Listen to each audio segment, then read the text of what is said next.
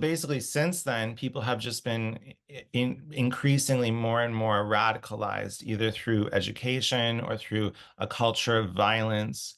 Can you tell me a bit about your upbringing, how you were able to I avoid that radicalization? think 17 or 18 years of Hamas's control over Gaza, I think it's expected the way they radicalize the people. I mean, they control everything, starting from education to mosques to universities to media to everything. So I believe it's hard to avoid that.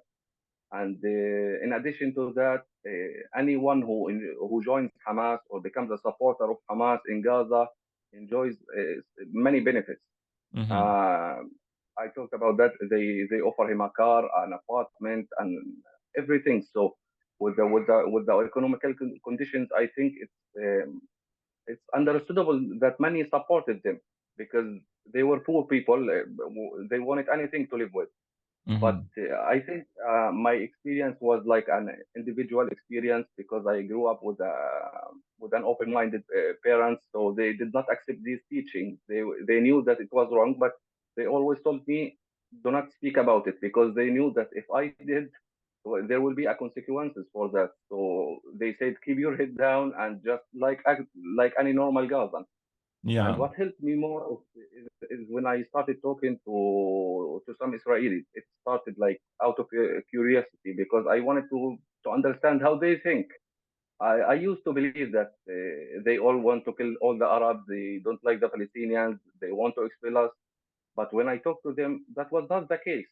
And I believe that more Gazans should start and talk to the Israelis because we heard many delusional thoughts about the Israelis by Hamas's propaganda, and uh, Mhm. and they criminalized any project to start a discussion with the Israelis. That's what makes it hard for the Gazans to understand how the Israelis think. So much trust has been broken because of October 7th, because especially because so many of the people that were killed in the South were peace activists and people that employed Gazans as gardeners, and all of that intel came from people that they knew and that worked with them or for them. So it's an incredible tragedy. The only way to have peace is to extend a hand in peace. People like you who do have good intentions and do want to educate people about what Hamas is, at the very least, that's a good step forward. Because right now, what's happening in the United States is terrifying. And the amount of radicalization that's happening here, I'm in New York, and how an entire generation is being poisoned right now with these radical ideas from members of the PFLP and pro-terror organizations. People are looking at this situation through the eyes of Hamas, thinking that they're a liberation movement when they're a criminal terrorist organization that oppresses their own people. And I think that people in the West have a really hard time wrapping their head around that. They imagine that if there is an army, then that is on your side, that it's defending you.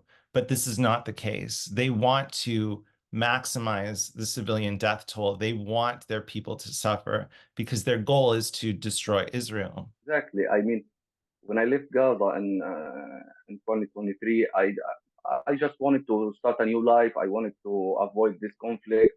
I wanted to live my life. But when I saw October the 7th, I saw how brutal it was. I saw also how some people celebrated it. I knew that many would not understand Gaza's situation, would not understand that these people, many of them are family members of Hamas or got paid by Hamas. And the fact that if 1,000 or 2,000 people celebrated, there are still 1.9 million who did not. So I knew that someone should tell the people the truth about Hamas because in Gaza, Hamas controls the media, so they do not hear about anyone who opposes Hamas. And even if someone just recorded a video, I remember that a friend of mine just posted something on Facebook. He was arrested 2 hours. 2 hours later, by Wow. the post, he was arrested. So it's really hard for anyone in Gaza to oppose Hamas, even So during the war. yeah. The little videos that we have seen of people protesting. أنا واحد حمساوي هادف سامح هيك هادف معك نار من حماس حسبي الله ونعم الوكيل فيك يا حماس نزل الدور علينا. Like those people, if they release that video, they'd be arrested within 2 Not hours.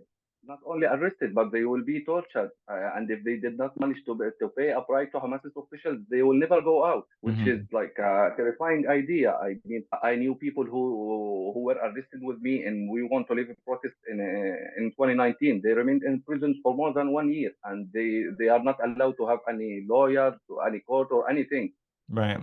So they become totally forgotten. And when I came here, I expected that the West knows the reality about Hamas. I expected them to oppose them, but I was shocked when I saw support to Hamas here. Yeah.